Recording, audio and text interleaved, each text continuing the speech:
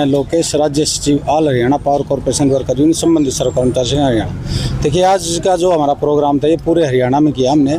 जो online transfer policy लेके आई है सरकार, उसकी प्रतियां जलाई हमने।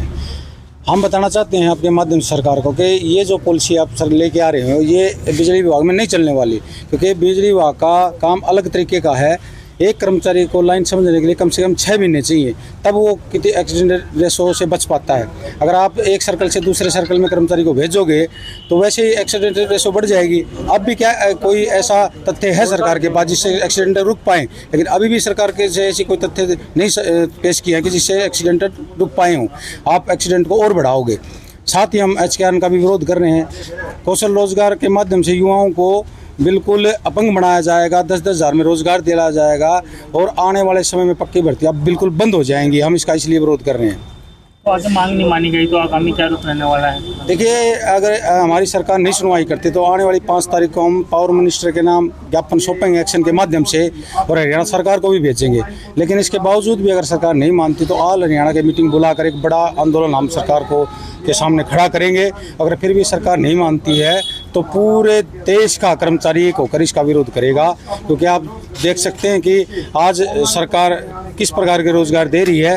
युवा भी परेशान है, कर्मचारी भी परेशान है, मजदूर भी परेशान है, इससे सब पूरा तबका परेशान है। इसलिए हमारी जल्द से जल्द मांग मानी जाए, ताकि जनता की सेवा सुरक्षा हम जिस प्रकार से ठीक संग से कर रहे हैं वैसे सुचारू रूप से कर सके और आने वाले समय में किसी प्रकार की असुविधा पेश न हो।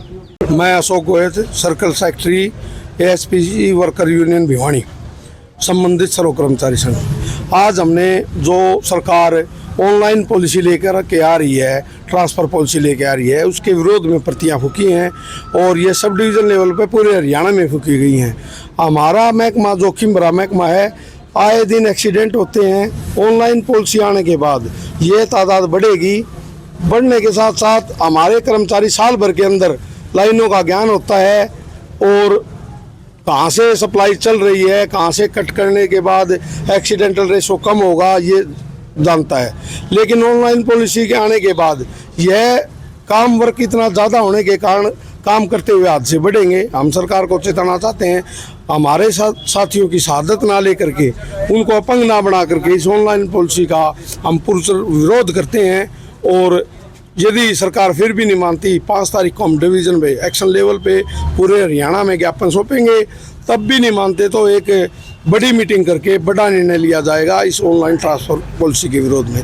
और साथ ही साथ हम इस HKN का भी पूर्णतः विरोध करते हैं, क्योंकि HKN में जाने के बाद हमारे साथियों की 4 साल से कोई वेतन भत्ता नहीं बढ़ा है, कोई कुछ नहीं हुआ।